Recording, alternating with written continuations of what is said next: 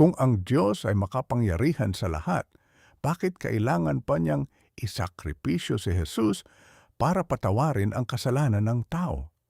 Sa Ezekiel 18:20 malinaw, ang kaluluwa na nagkakasala, siya ang mamamatay. Ibig sabihin, bawat isa ay mananagot sa sarili niyang kasalanan, hindi sa iba. At sa Matthew 13 sinabi ni Jesus, habag ang ibig ko, hindi hain.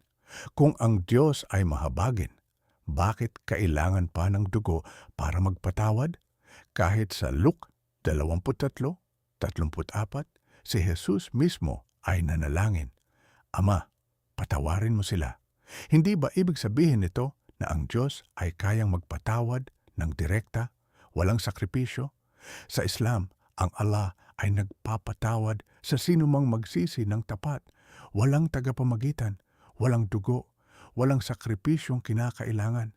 Kaya tanong, kung ang Diyos ay tunay na makapangyarihan at mahabagin, bakit siya mangangailangan ng sakripisyo para magpatawad? Hindi ba mas makatuwiran na siya ay direktang nagpapatawad? Kaya ako ay mag-iiwan ng kasabihan, ang pananampalataya na walang basihan ay guni-guni mo lamang.